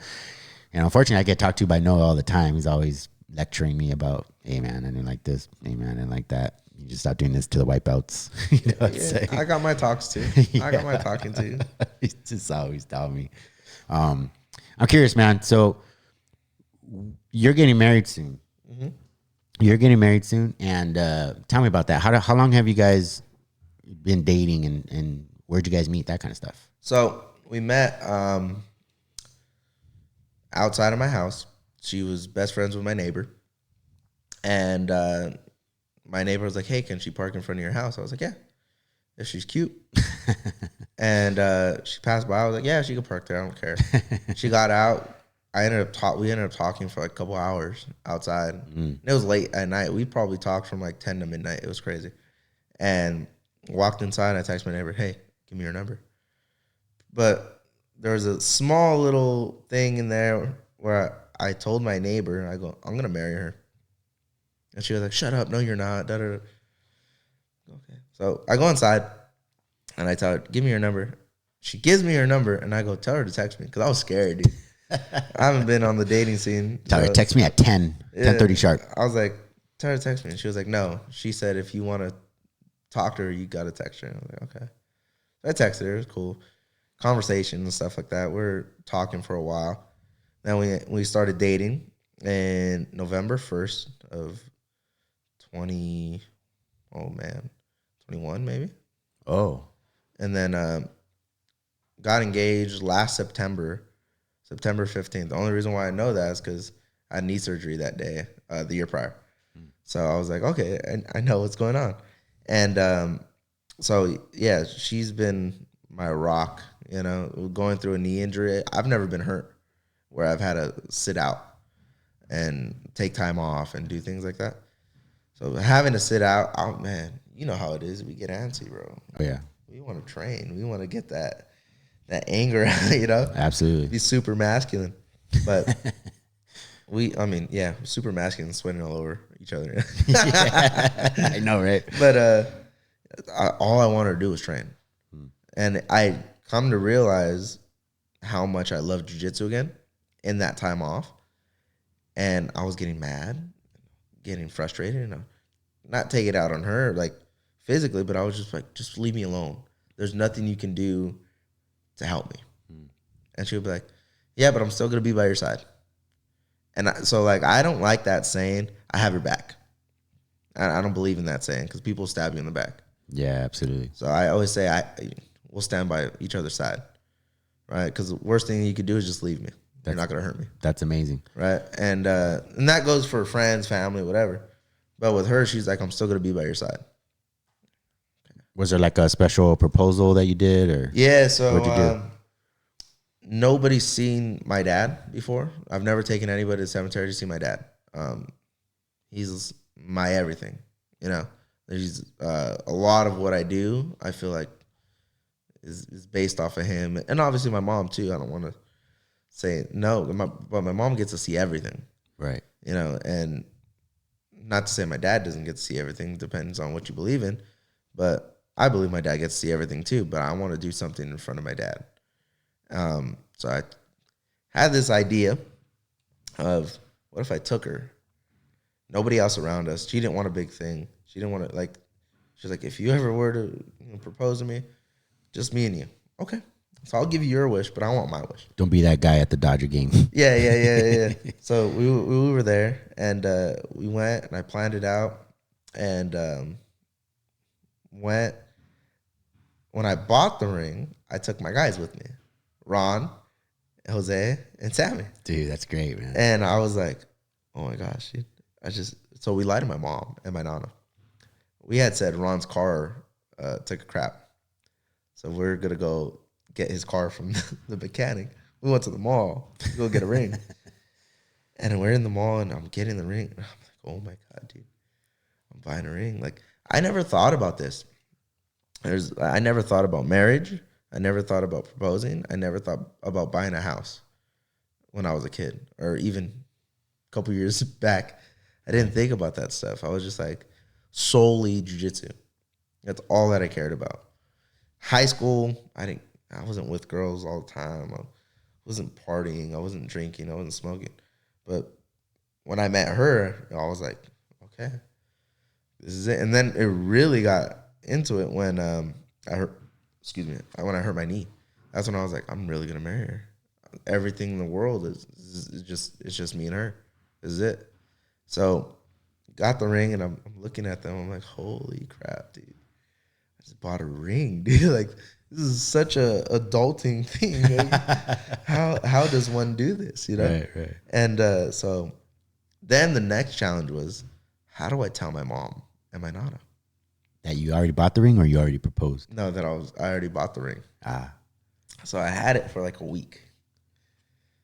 And Ron and Sammy are yelling at me, just tell them. What's the worst thing they're going to tell you? They're going to be happy for you. Well, how do they get along? Does she get along? I'm sure she gets along with the family? guys. Yeah, the guys and your mom and the guys. So Janet, my fiance, loves my mom and nana and my uncles. I have an uncle with Down syndrome too. He lives with us. Absolutely adores her, and vice versa. My brother and my past relationship, she didn't not get along, but she didn't talk, right? So there's no conversation. With her, she just barges into my nana's room, no problem. She don't care. She barges in and is like, "What's going on? Hey, how's it going?" Right? It'd be 10 at night. She'll barely get there at 10 at night. "What's going on? How you doing? You want something sweet? Come on, let's go." She'll go in my mom's room. She'll knock on my mom's door and be like, "Hey, how you doing?" Right? She has a good conversation with my uncle. She has a good conversation with my brother. She can carry a conversation, and she's funny. And then with the guys, she can carry the conversation too. And then she's also kind of being a little jokester with them and likes to poke at them. And they poke back at her too. So it's a good relationship both ways. But having that conversation with my mom, it's like a tear fest, you know. Then she was happy. Yeah. Oh, So I told Mom, I did a thing. That's what I kept saying. I was like, I did a thing. She's like, what did you do? And I go, I did a thing. And I don't know how you're gonna react, but I'm gonna tell you this. I don't care. I did a thing. And then I showed her. She starts bawling. She's like, "Are you sure?" I'm like, "Do you agree with me?" And she was like, "Yes." I go, "I'm sure." So wow, it's great, you know. And then I went and told my nana, "Are you sure?" I go, "Are you sure?" She goes, "We love her." I go, "Exactly." So it's easy, right? She makes my life so easy. So that was the hard part. Proposing wasn't hard. This happened at the cemetery. So this was 2 days before that I told my mom and my nana. My brother had already knew, but my brother doesn't say anything. Wait, so you proposed to her already? And No, told your mom? No, so I told my mom and my nana first. Right. And then went to the cemetery. It was, I think it was a Thursday. I told that I took her to the cemetery. And I put it in the back seat, cup holder in the door handle. And I was like, "Hey, can you go throw the wrappers away?" She goes, "Yeah." I try to get it out. I can't get it out. the box? The box, dude, I can't get it out. So I'm like, dang, what am I going to do? I have to like almost break the thing and get it out. Right. And then act like nothing happened. I'm like, "Oh, can you take a picture of my dad's headstone with the flowers and everything?" She goes, "Yeah," she's taking. I drop down on a knee and I do the thing. She turns around. She's like, "What the?" I'm like, "I love you." Dude, I was like, dang, what do I say? You know, like, then I told her some nice words and that I wanted to be with her the rest of my life and stuff like that. But it was great. It was easy. That part was easy. It was telling my parents or my family that I was like, I'm ready for this. It's crazy. Yeah. But that was crazy. Great, good times. Yeah, absolutely, man. And I'm super excited for you. Yeah, I appreciate it. I didn't know, you know. And Tess gives me good advice all the time too. Oh, does she? It's so funny because she's like, "How's the fiance? When are you guys getting married?" Yeah. "Oh, yeah. Have you ever looked into this? Have you looked into?" And I'm like, "Dude, there's things that you're saying I don't even know about." I don't understand some of these adulting things, bro. But, have you guys set a date or? Not yet. So we want to do it in probably 3-4 years. Oh, okay. And because we want a house first, we want to get a house. Yeah. And that's one of the biggest goals. So we're saving up. Probably don't want to have a wedding then. Maybe I don't know. It just sounds expensive. Me and my wife just did the Vegas thing. Right. Yeah. I think probably would have broke us. Yeah. We've been, so when it first happened, she was all gung ho about, okay, we gotta start pricing things out. Right. And it was almost like 23 grand or something like that. I was like, Jesus, bro. And I'm not working at the time. Right. Right now, I'm getting money from Untamed and Mata, but at the time I was living off of disability. I'm like, what the heck? No way. We can't save anything. Right. You know. But now it's calmed down, and she's like, okay, what if we just do a small wedding? What if we just get a house and do like a house party? I'm like, listen, maybe you could relate. I don't know. I don't care. I don't, as long as I'm with her. And as long as she gets whatever she wants, I'm okay with it. If I have to spend or we have to save up 23 grand, I don't care. If she wants to just do a small thing, I don't care. If she wants to get a house and do that, I don't care as long as I'm with her. Yeah. That's all that matters. So to me, you know, different people have different dreams, but my dream is for her to be happy, you know? And then I want my brother, if he wants to, the door's open for him to come live with me. Right? Like, I don't care. That's my perspective of it, is just like, I'd rather have my family with me. And I don't want to live far either. You guys want to keep the family together. Yeah. Well, I mean, I think that makes total sense. I want to stay super close. I'm a mama's boy too, though. So my wife hates that about me. I'm complete mama's boy, dude. Yeah. I'm a nana's boy too, for that matter. I need help. I've said this pretty openly. Me and my family are really, really tight. You can't separate us. That's part of the reason why I left New Breed. They try to start some drama between us. But me and my nana have always been close. But now thinking about marriages and house and stuff like that, like bills, there's a lot of stuff that I don't know. And so my nana's been through it. She's been through marriages. She's been through having kids. She's been through, buying a house and things like that. So what do you do? How does this work? And I feel like right now, me and my nana are the tightest we've ever been, because I go to her with anything. And not to say that I can't with my mom. My mom's there for like every conversation as well. But my mom has always lived with my nana. My mom gets paid. She takes care of my uncle with Down syndrome. So she gets paid through that. But my nana has been through, all the billings and stuff like that. So it's fun to learn still, because they don't teach you this stuff in school. No, they don't. And it's like, what the heck? You're going to get a crash course. Yeah, and she is a reality checker. Yeah. My nana's a sweetheart. Everybody thinks she's super sweet. She's the nicest woman in the world until she gets mad, or you're not listening to her, or maybe you're not grasping it, and then she's like, no, listen. Oh, okay. Yeah, I think you're going to be fine. You got a good head on your shoulders. I appreciate that. I know one thing for sure, and this is coming from my own marriage, is my wife will never accept coming second to my mom. The wife is going to be number one. Yeah. And I think that's okay, because, when you get married, you guys, enter into a covenant with God, is my opinion. Right. And that's sacred. And, it does. I have to remind myself my mom's not in that circle, Yeah.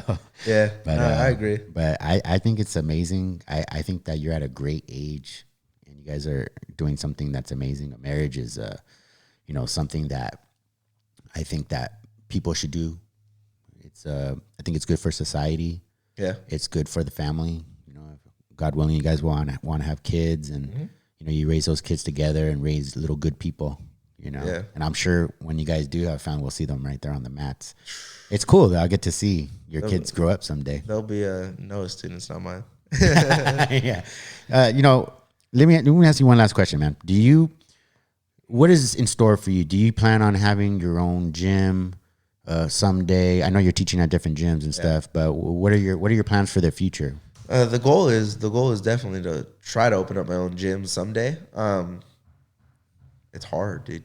Financially, I don't have good credit, so trying to build that stuff up and then trying to save for, it would obviously have to be after I have a home and stuff like that too. But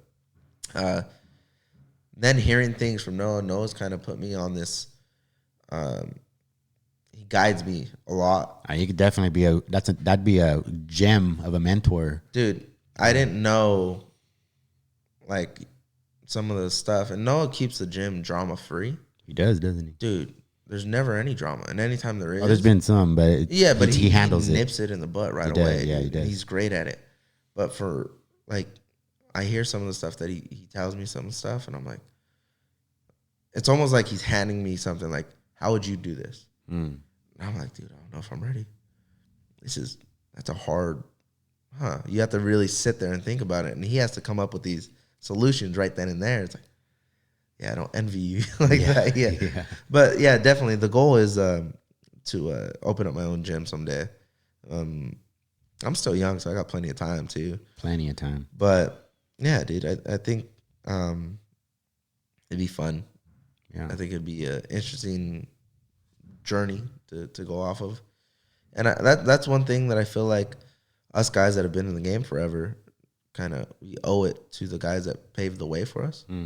Like my lineage is crazy. It's the same lineage as Noah. But I actually, I don't want to say not like you guys, but some of you guys aren't from the old New Breed. And so we got John Awano, Johnny Ramirez at the forefront, Rodrigo Medeiros. But then it's Johnny and Johnny Ramirez and John Awano. And what those guys did for me, it's like, shoot, you know? And then after that, it was Rodrigo Ranieri. He lives out in Maine now, but that guy, without him, I wouldn't have started going to the adult classes at 12. Dude, I was going to the adult classes at 12, and these guys were just beating the brakes off me. But he was like, Antonis, you go adult class now.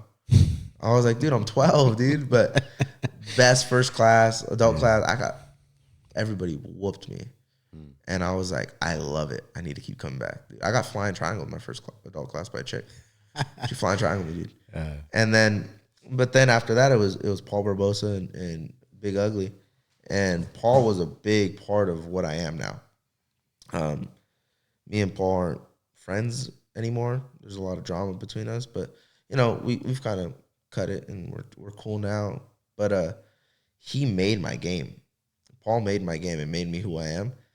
Then it went back to Johnny when I was a blue belt, and he sharpened everything. So Paul gave me the tools. Johnny made them great. And not to say I'm great. I don't want to say that. But why not? I do all the time. I say I'm the best in the world, and it's not even true, but I believe it. Hey, man, I agree with it, but there's always bigger and better. Yeah, you know what I mean? And but Johnny sharpened those tools so much and made me a world champion. You know, I got lucky. So for now, on the other side of things, I'm on the tail end of my career. I don't want to compete long anymore. You know, I think I've been saying this for a while. I think 28, I want to be done competing because that'll be 20 years of competing actively. And then that's still pretty young, man. That is young, but I want to come back at 30 and then do Master Seniors Worlds and then officially be done. Because I think coaching is more important than competing at that point. Yeah. But kind of going back to what I was saying was all those people that have been there throughout my whole career, whether we ended on good terms or bad terms, I've had so much help. So to just sit there and let the knowledge kind of die would be terrible. Yeah, it'd be a bad time. Absolutely. Just, I owe it to them, and I owe it to my family to give up what my knowledge that I have, you know. And Noah doesn't get enough credit for a lot of things. That I just train hard. I train at Tillis, but I train hard. That's not true. Without him, there's none of this. Absolutely. You know. So for me, when I came over, I didn't have that flame anymore. I didn't have that want to compete. I just started getting too fat, and I was like, man, I need to train. That bug's coming back. I need to train. And we already talked about it. He had a lineup ready for me. And I remember like 2-3 tournaments in, I was like 240. He goes, can you make 210? I go, yeah, I can make. How long do I have? 2 weeks. I weighed in at 209. No kidding. I swear to God. It was a 5-on-5 tournament in Norwalk. And we had a great lineup, dude. I think I saw that. You were there for that. That was fun. And made 210, and then I ballooned right back up, dude. I think I had a whole pizza to myself and In-N-Out that day, dude. It was crazy. But he reignited that flame for me. And he made it just so like, no, you're going to be great, right? You're going to be good at this again. And he made my career all over again. So I owe him everything. And that's why, like, when I started, like, I teach private at the gym sometimes. And when we first talked, I was like, dude, what do you want? I'll give you majority of it. I just want to be able to teach. And he was like, dude, it's your knowledge. Take it all. I was like, what do you mean, dude? You know, like, I'm using your facility. And maybe you could testify to it. At UFC, you don't really get paid well for privates too well. Crazy good. Like you should be getting. Well, I'm just gonna. You're gonna pass on it. I'm gonna pass on that. But no comment. Yeah, you know. Well, you teach at I teach at City Industry. So you know Henry. Yeah, Henry, cool dude. Yeah, real cool. Love guy. Henry, dude. Yeah. He's a great guy. Yeah. Never had a problem with Henry. I was talking to him yesterday. Great guy. Because I put a reel together. I don't know if you saw my reel. Yeah, together. I did. Yeah. So I've been trying to, put out stuff. Henry's a good guy, dude. He's a great guy. He's a good guy to benefit your business too, because he's gonna actually try to help you. Not like the guys at a UFC gym, La Mirada. They're terrible. Well, I'm thinking about stepping it up because the job I was working out in Beverly Hills, that finished. Okay. And that was just a huge drive. So you'll see me at the gym more at Tillis. Okay. Since now I'm gonna have a lot more free time. Yeah. Plus I'm gonna be stepping it up with this podcast. Nice. And Yeah, dude, this is a nice little setup, dude. yeah, thanks, man. You know, I bought this whole thing back in 2020. Okay. During the pandemic. Okay. And I'm barely just now got into my comfort zone. It's good though, dude. I like it. Yeah, thanks, it's man. Sick. It's kind of homey. It's just chill, you know? It's not like you see some of these podcasts, they have too much going on. This just seems like what? I don't want to do it. I just like stickers or stuff like that, posters and flags in the back and all that. Yeah, just too much. Yeah. Like, I don't care. Like, you know, who am I to say I don't have anything going on like a podcast? But like, make it you, right? Make it you. Make it your stuff. Don't try to appeal to other people because this is what's gonna appeal to other people, not the background stuff. And then I don't have to work hard all day trying to be something I'm not. Yeah, I agree. Thank you. And that's something like I've done my whole career. I don't change for nobody. If you don't like me, join the list. If you love me, join the list. Yeah, I heard there's a long list. I'm sure there is. You know, there always is with great people, man. I notice for me all the time, I can feel that little bit of the hate. Yeah.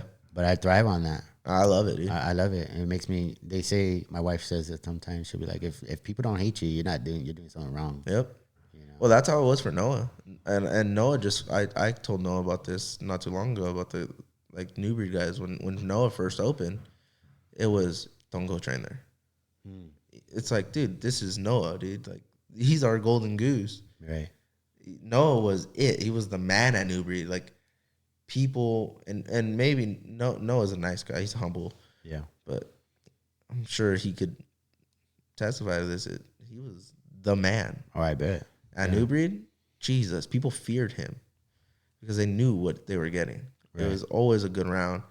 And Noah didn't look the part, you know. He kind of looked a little goofy and stuff like that. But that's what I liked about him. You get him, dude? Yeah. Oh, my God.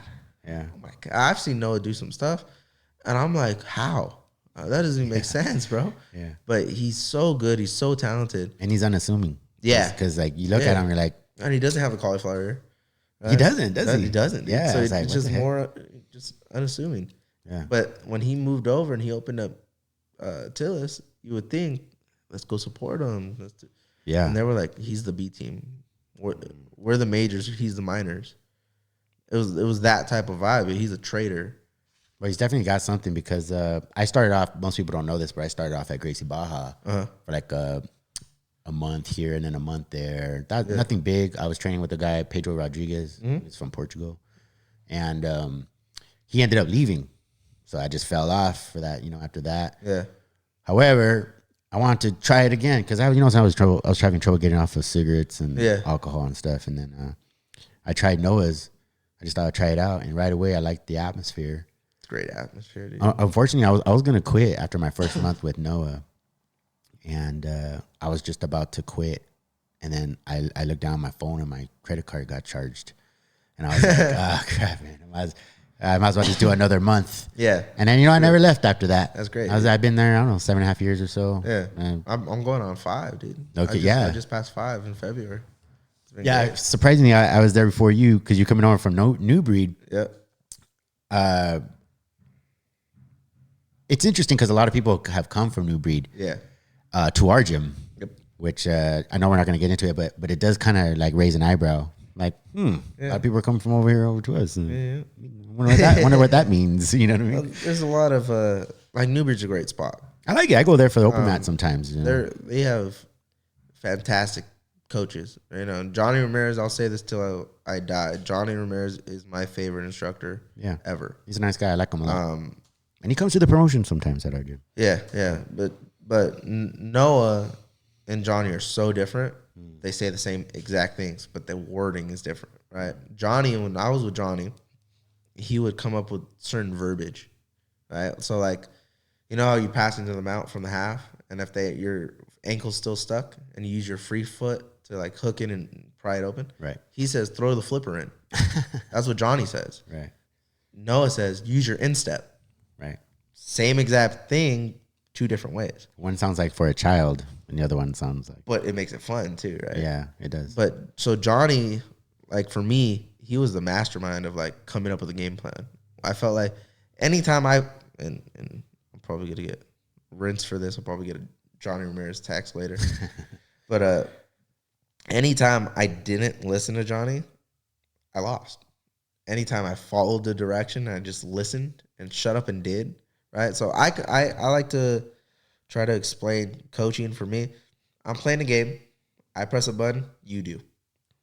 That's how coaching and coach-student relationship should be. Right. If you can hear the person, if you can hear it's hard sometimes. Yeah, some places are louder than others. Yeah, but when Johnny spoke, I listened. And I won 90% of those matches because of him.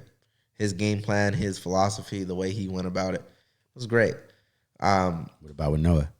Oh, dude, Noah's easy to work with. People, and maybe it's different time, but Noah doesn't really yell. He loses his voice. He loses it all the time. So a lot of times it's him kind of just more talking to you. So for me, it was like, just listen. Right? Open your ears. And I only really have one good ear. My cauliflower ear is on the inside on this side, so I can't hear really well. But I have another good ear. And my mom's going to hate me for this, but it's selective hearing for sure. But when he's coaching me, it's really easy to follow direction. And it's more so, especially at black belt, it's more just time, things that I'm missing, not so much techniques to do or how to pass. It's more so, hey, he's making that grip there. Maybe he's going to try to roll. Maybe he's going to try to bridge, things like that, as opposed to, hey, start knee slicing now, right? It's more, we have that, like the same thing with Johnny. We had a trust, right? And I think Noah has that trust in me as a competitor that I know what I'm doing. But we always need that little fine tuning. And that's what he gives me on top of, hey, we got 4.5 left. Start putting it on more. Hey, 2 minutes. Now it's a sprint. Let's go. Let's get a finish. It's that versus put it on him now. Go, go, go, go, go. Give me a finish. It makes me feel kind of antsy. Like, oh, man, right. I got to go. It's like, hey, come on. Let's go. Oh, okay. I know what time it is. Cool, right? And one thing I did as a competitor, I don't know if people do this, but a lot of guys like to get in and get out. So they want to go in, submit the guy super quick, and then go home with their $2 gold medal. Right. I like to break you here. I like to break you mentally. I like to break you where there's nothing you can do to me where you're ever going to get back in a match. And that's why I beat guys by 10, 20 points, because I'm constantly putting the pressure on you, breaking you, and then I drag you out of bounds on purpose. And like, I'm making you work, but I'm getting you to the edge. And the reason for that is, I'm giving away all my secrets, I guess, is I look at the time, and I look at the score, and then I look at you, and then I look back. What does that do for you? You look at this time, you look at the score. Oh, snap. I got to go. Right? Now you're throwing caution in the wind, and all I got to do is be safe and then capitalize on that gap that you're making, because you're being reckless. And that recklessness, there's my sub. So now I beat you 20-0, and I subbed you. There's no way to say, oh, there's no doubt. I had a bad day. I don't like, nah. Oh, that guy's, I don't like that word better. I'm not a believer in that word. Oh, I'm better than that guy. Yeah. I'm more experienced. I'm a better competitor. I'm not better than anybody. Sometimes we get tapped out by white belts. Does that make a white belt better than a black belt? So I'm not the only one. Good. There's plenty of people that are good or competitive. You know who is still really is really good is Christian. Vila? Yeah. The purple ball. He's still purple. Yeah. Teachers. Baby Buchecha, yeah. Yeah. He when he was a white belt, he did that 5-on-5 tournament with us, and he submitted a brown belt. Nice. And it was like, dude, Chris, I don't mean it's this way, but as a white belt, he was phenomenal. Yeah. He was scary to roll with. It was like, yeah, this guy's gonna bring it. Yeah. And that's what I like. I like people that bring it, right? Like you, Ray. Little Ray's really good at it. That guy, Black Belt Ray? Yeah, he brings it too, dude. When he wants to. When he wants to, yeah. Good luck, dude. I have to really be on my P's and Q's with that guy. Firefighter Rich, he's another one. People say this a lot about Sammy. I don't have to do that yet because I think Sammy, in a weird way, fears me or has too much respect for me, where he doesn't really try to not turning it up on you. Yeah. And then I see him train with other Let me tell you, it's not fun. Yeah, no, I want it to not be fun, you know? I want Especially when it gets you mounted, man. It's like, dude, I'm stuck. Yeah. I see it. And I'm like, great, dude, bring that to me, dude. Right. You know? But there's those guys, dude, like Stephen Cow. You've trained with Stephen Cow, Asian guy. Got his black belt from Jiu-Jitsu. Oh, right. Comes in from on open mats usually. Yeah. Oh, yeah. I've known he's a tough guy. He's tall guy. Yeah, he's one of my favorite guys to train with. Yeah. I like training with him and Edmund.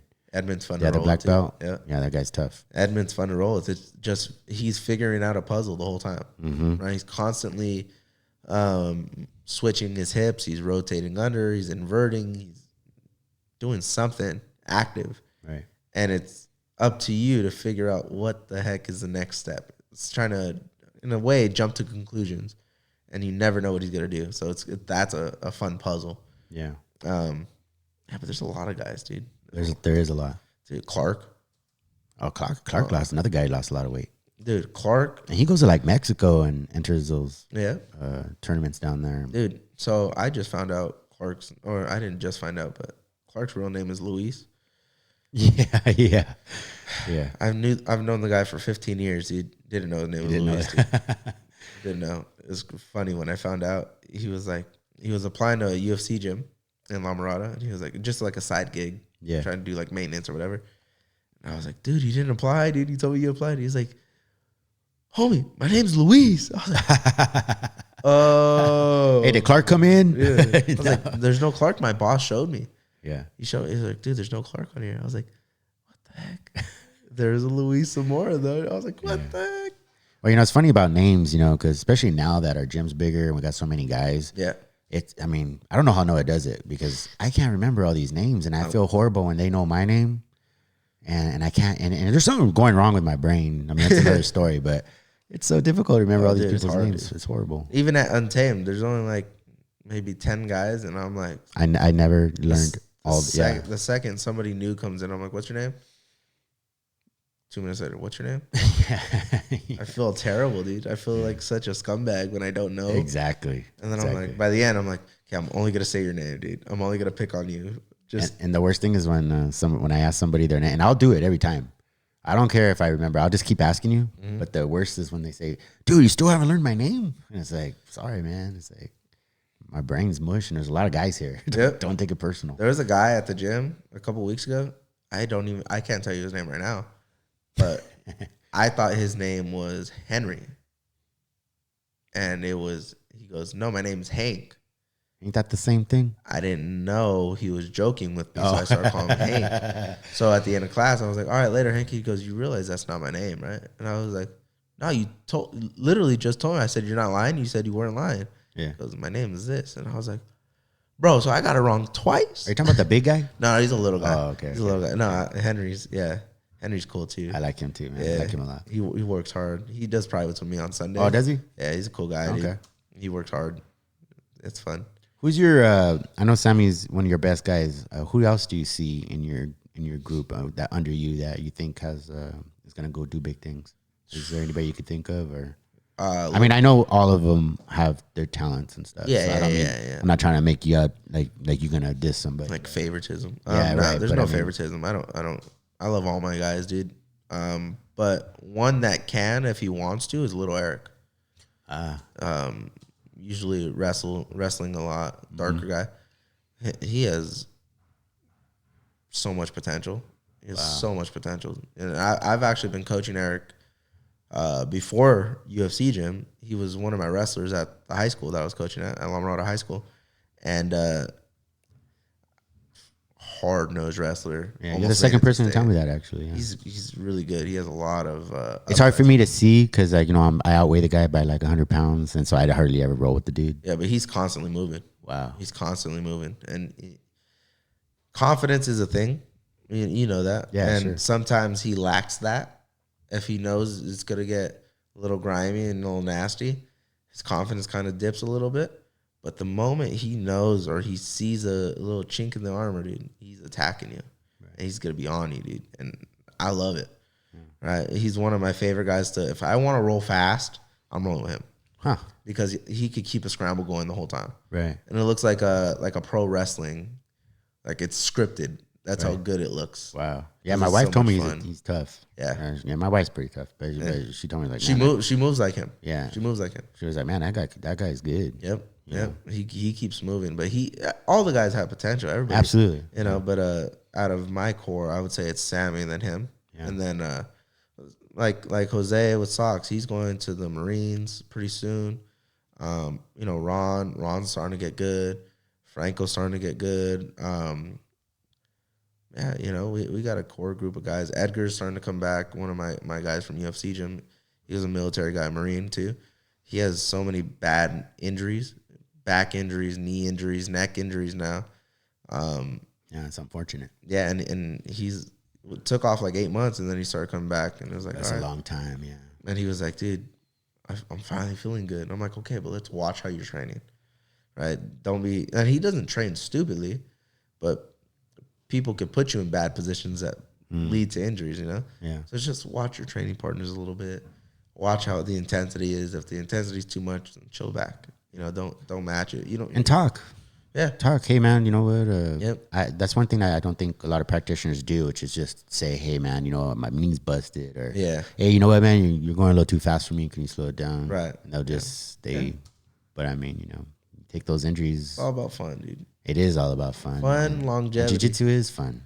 It is, dude. The gentle heart. People, people don't realize, like so many people, man, like they've overcome so much just with the challenges that they experience in Jiu-Jitsu. And a lot of people take it like a job. And that's why, like, you'll see, and I don't want to rain on anybody's gym or anything like that, but when I was a kid, I got offered a sponsorship from ALJ. Okay. And I turned that down because you had to meet X amount of tournaments, and they wanted you to essentially be homeschooled so you could train longer and do all, like, they had a whole procedure. I'm sorry, but when kids are kids, it's not supposed to be a job. Yeah. This is supposed to be fun. This is supposed to be what you want to do, not because I have to. I'm obligated to do it. It's a bunch of BS, bro. Yeah. So, like, I felt obligated when I was at New Breed, when I was a kid. They'll pay you too when you're a kid like that? Yeah, they pay you, and essentially you just pay them back through competing and sponsorship deals and stuff like that. But like when I was at New Breed, I felt obligated, not because they needed me, but because I wanted to be great. And I could look back at my kid career now and be like, man, I did a good job. You know, I think I won a couple world titles and stuff like that, and hard work paid off. And I won Pan Ams, I won nationals, I won, you know, IBJJF Worlds. I've done it, you know. So that part of it, it's like, man, I was a cool kid, you know. Yeah.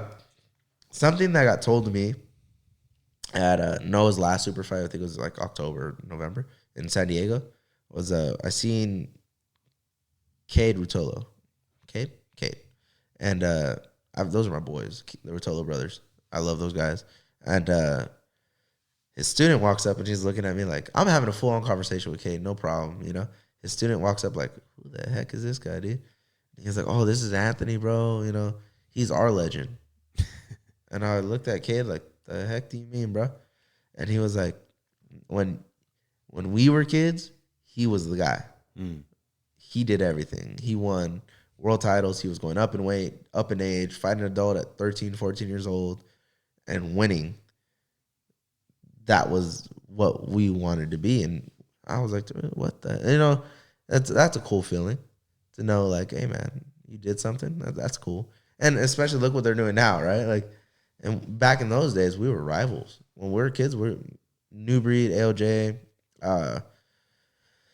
Checkmate wasn't really a thing yet, but A-Team, Jiu-Jitsu, Ace Jiu-Jitsu, for the kids programs, they were around. It was like us four, and it was like, all right, who's taking home the team trophy today, dude? And that Checkmate, they win that a lot, or? Now they do. I noticed that they got a lot. Is that because they got a lot of schools? Now they have a lot of schools, dude. Yeah. But they have so many affiliations too. Right. Like being that Noah's just got the one school, Yeah. and he comes in second a lot. And that really says something, you know. Right. And like, sure, we have some affiliations, right? We have Untamed, we have Bell, we have Blue Collar Grappling in Long Beach with JT. That's right, yeah. But like 2 guys per gym is only 8 people, right? If we only took out 8 people, we're not even close, dude. So we need the entire gym to kind of step up in those times and be like, man, you know?